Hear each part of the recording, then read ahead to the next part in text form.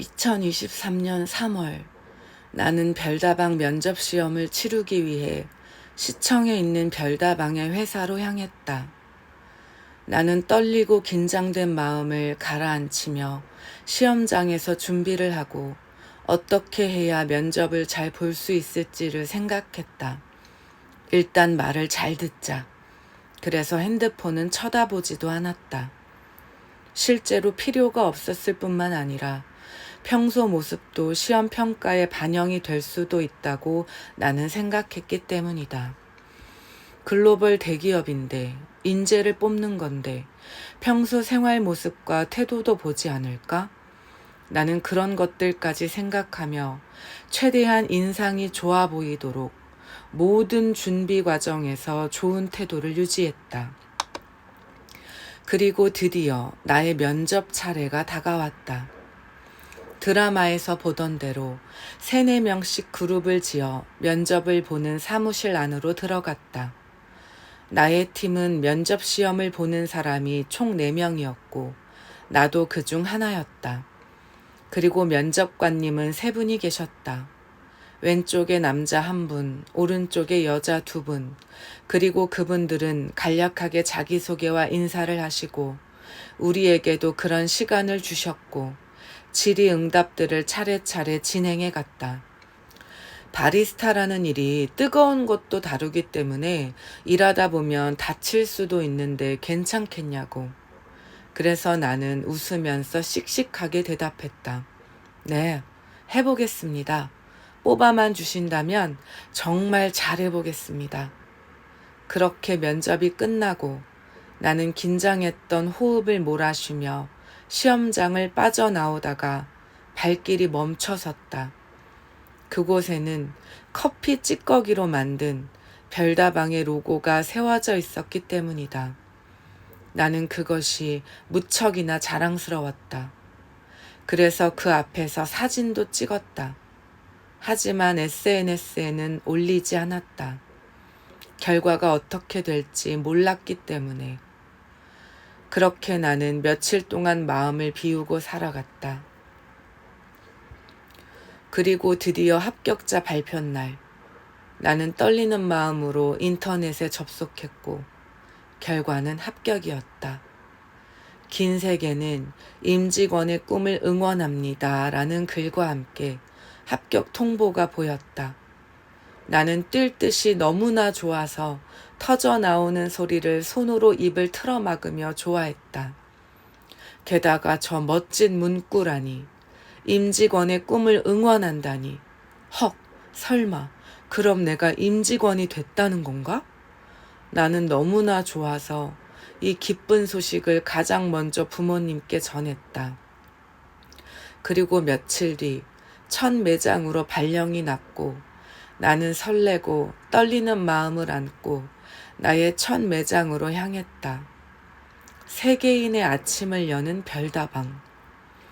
나는 이 문구가 정말로 마음에 들었다. 우리의 슬로건처럼 사람들에게 커피 한 잔을 파는 것이 수많은 영감의 원천이 될 것이라고 생각하니 심장이 미치도록 두근거렸다. 하지만 일은 내가 생각했던 것과는 완전히 달랐다. 나는 별다방 시험을 보기 전에 바리스타 자격증도 땄었다.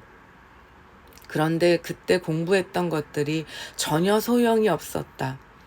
아, 이럴 거면 바리스타 자격증 따지 말걸. 돈만 버렸네.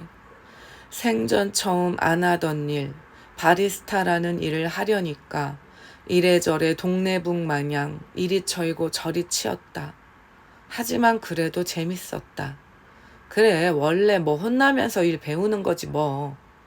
이런 생각으로 무지막지하게 혼나면서 일을 배웠다. 그래도 재밌었다.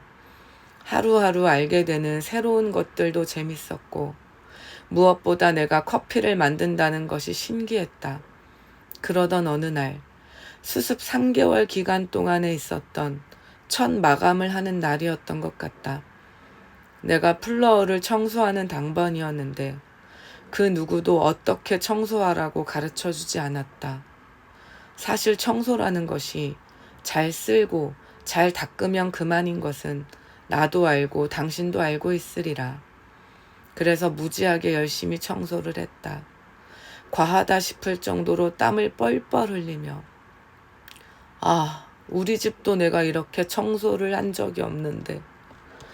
반성의 시간. 그런데 갑자기 바이 파트너가 본인의 모자와 앞치마를 벗으며 파트너 룸으로 들어가며 내게 소리쳤다. 좀 빨리 하라고! 나는 대걸레질을 하다 말고 너무나 놀라 그대로 멈춰버렸다. 그리고 눈을 동그랗게 뜨고 파트너 룸을 쳐다보았다. 억울했다. 서러웠다. 내가 이렇게 저런 소리를 들으며 이런 취급을 받을 이유가 하나 없는데, 게다가 아직 청소 시간도 남았는데, 내가 늦은 것도 아닌데. 나는 그렇게 마음의 상처를 입고 대단히 실망을 하고 집으로 터덜터덜 걸어갔다. 이게 사람의 본성이란 말인가? 다 같이 여럿이 있을 때는 단 한 번도 그런 내색이 없던 사람이 단독으로 혼자 있으니까 저렇게 본인의 짜증을 타인에게 이렇게 형편없이 푸는구나. 나는 바이에게 대단히 실망했다. 그런데 어떻게 알았는지 1년이 지나고 내가 다른 매장에서 일할 때 바이와 비슷해 보이는 사람이 내게서 음료를 받아가며 연신 굽신굽신거리며 감사하다고 인사를 했다. 나는 너무나 고개를 숙이는 고객님의 태도에 놀라 음료를 드리며 나도 굽신굽신 고개를 숙이며 그 손님에게 음료를 전했다. 그런데 그 손님이 바이인 것 같았다. 단정 지을 수 없는 것이 바이인 것 같은 그 손님이 마스크를 쓰고 있었기 때문이다.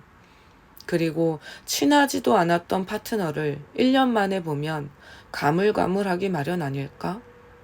그런데 그 뒤로도 그 바이 같은 손님은 몇 번이나 내가 일하는 매장에 왔고 그때마다 굽신굽신 내게 머리를 숙이며 음료를 받아갔다.